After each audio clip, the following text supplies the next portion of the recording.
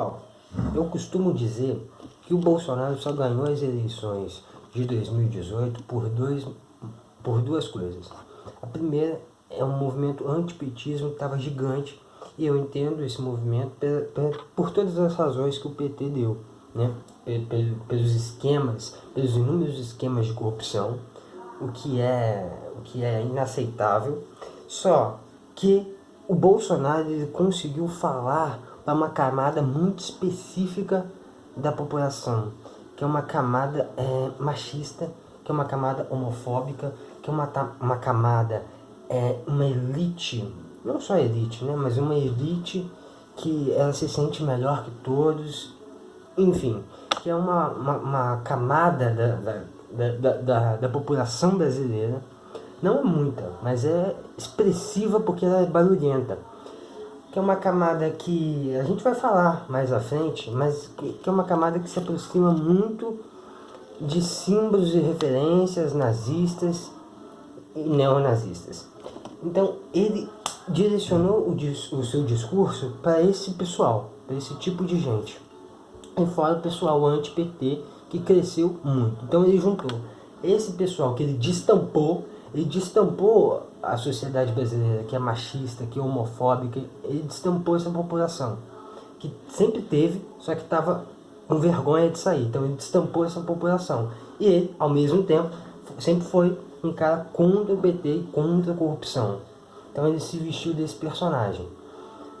Só que agora, nessa semana, vieram a intensa narrativa de liberdades. Bolsonaro, ocorreu a operação contra o Witzel, e aí ele parabeniza a Polícia Federal. E no dia seguinte, a mesma Polícia Federal deflagra uma operação, né, das fake news contra aliados bolsonaristas, no qual ele diz que a operação é contra a liberdade de imprensa. Então ele fala que a operação da Polícia Federal está indo contra a liberdade de imprensa, tá censurando. Só que ele tem que entender que uma coisa é liberdade de imprensa, liberdade de expressão. Outra coisa é fake news, a disseminação de informações e notícias falsas com o intuito de romper, com o intuito de fragilizar as instituições do Estado. Então, o objetivo do Bolsonaro, o grande objetivo do Bolsonaro com esse gabinete do ódio era disseminar informações falsas com o intuito de fragilizar as instituições do Estado, como o STF, por exemplo. Então, ele sempre enfraquecia essas instituições. Agora, e aí, se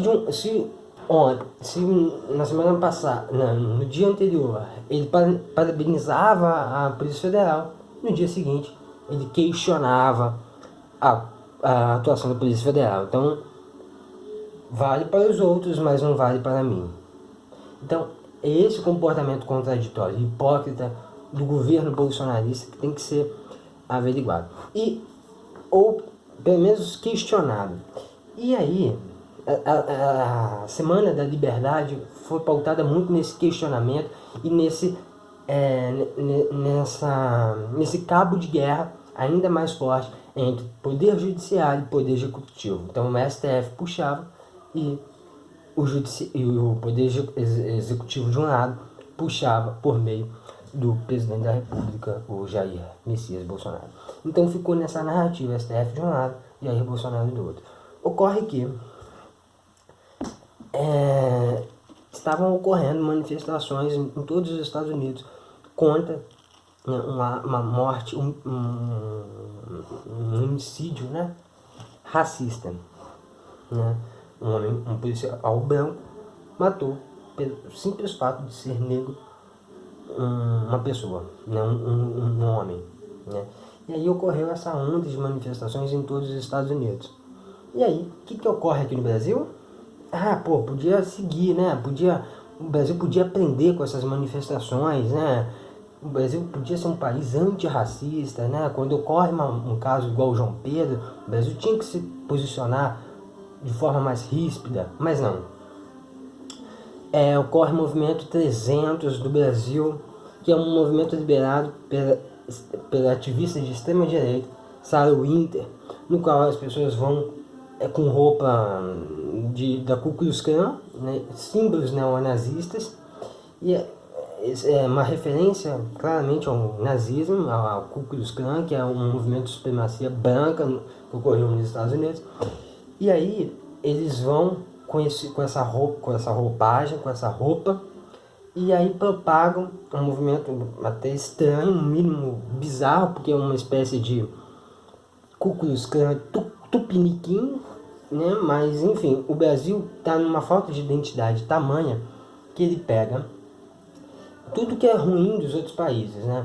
Ele pega o que os Estados Unidos estão fazendo com a quarentena, que é o fato de sair, né? De não ficar em quarentena, e tanto é que lá está batendo 100 mil mortes, vai bater 105 mil, ou já bateu. E o que é de positivo, ele não pega. Por exemplo, movimento contrário, né, essas situações racistas, né, que está acontecendo nos Estados Unidos, ele não pega de aprendizado. Até que hoje, na mesma data, estava ocorrendo outras manifestações pró-Bolsonaro em Brasília. Até que ele cavalgou, né?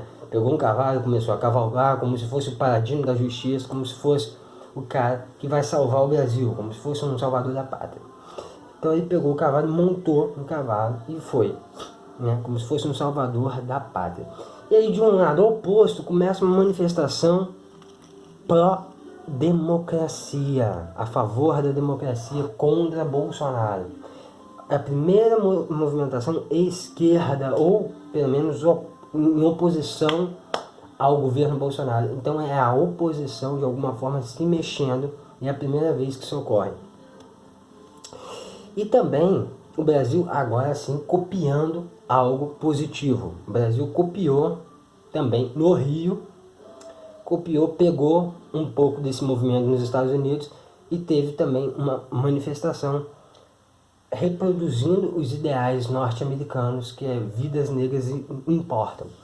Então o que temos hoje? Temos o 300 do Brasil, que é um movimento neonazista de extrema direita. Só que aí, quando a gente vê que o Brasil era um país que estava seguindo que estava largado praticamente, seguindo uma extrema direita, né, a deriva, aí a gente vê um outro movimento em oposição, que é um movimento liderado por clubes como Corinthians, Palmeiras, Santos, São Paulo e até Flamengo no Rio, e que se opõe a esse movimento dos 300 do Brasil, a esse movimento bolsonarista que ocorre em Brasília na parte da tarde. Então, e esse movimento do Bolsonaro, né, tanto os 300 do Brasil quanto o movimento, os apoiadores, né, normais, né, do governo Bolsonaro, todos eles apoiam intervenção militar, ou grande parte deles. Só que é muito interessante um governo, né, apoiadores, né, pessoas que se diziam que estavam com a sua liberdade de imprensa, com a sua liberdade de expressão censuradas, né, devido a uma operação da Polícia Federal contra as fake news, agora apoiam intervenção militar. Então é no mínimo contraditório, né? A pessoa que né, apoiadores que eram a favor da liberdade de expressão, agora apoiam a intervenção militar. Na intervenção militar, você não pode entrar com faixas de eu quero democracia já. Não pode. Por que numa democracia pode entrar com uma faixa intervenção já? Justamente por isso. A democracia é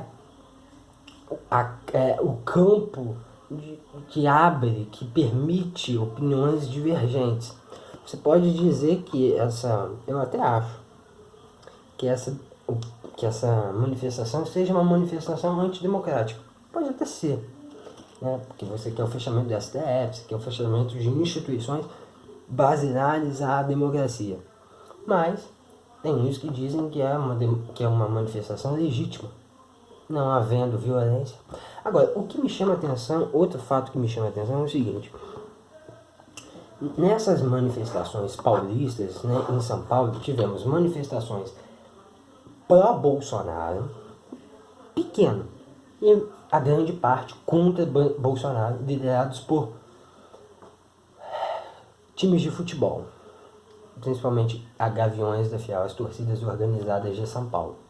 E aí, o que eu queria chamar a atenção? Uma senhora, ela incitou os manifestantes contra o Bolsonaro. Ela, de certa forma, ela incitou, ela provocou esses manifestantes. E aí, eu queria chamar a atenção para esse fato. Ela foi resguardada, né, sendo que ela estava com um bastão, um taco de beisebol na mão. Então ela foi separada e foi chamada a atenção com uma maior educação pelos policiais. E aí os policiais se voltaram contra os manifestantes, né, que estavam pedindo a democracia, né, contra esses manifestantes torcedores, né, digamos assim.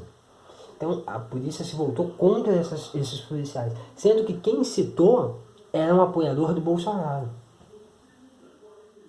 E aí teve uma outra parte que passou, né, uma apoiadora, né, uma manifestante, né, do governo, uma manifestante contra o governo Bolsonaro, que estava falando algumas coisas acerca dos policiais, estava falando algo com os policiais de forma até dura e tal. Só que em momento algum ela estava com um taco de beisebol, estava com alguma coisa, estava com alguma arma. E o que fizeram? Tacaram um spray na cara dela. Então, de um lado, a gente vê uma manifestante para Bolsonaro incitando o outro grupo que estava manifestando. E essa pessoa é tratada de uma forma, com afago. E aí nós vemos uma pessoa que estava, de certa forma, manifestando rispidamente, mas sem armas, né? E tacaram um spray de pimenta nela.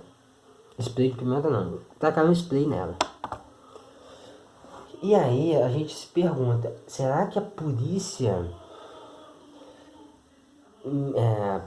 militar, será que as polícias elas já estão dependentes do governo? Essa questão da independência, será que não existe mais? Será que elas estão a serviço do presidente também? Eu quero pensar que não. Que a polícia é uma instituição séria, mas eu acho que tem que ser investigado e averiguado a maneira como que a polícia se comportou nessas manifestações. Não foi de uma maneira plausível. Então, quando os Estados Unidos começaram esse movimento em Minneapolis contra o racismo, o Brasil não esse movimento está até atingindo outras grandes metrópoles do mundo, megalópolis, Berlim, Londres, enfim. E aí, triste, de forma muito melancólica, chega um movimento aqui que é os 300 do Brasil, que é uma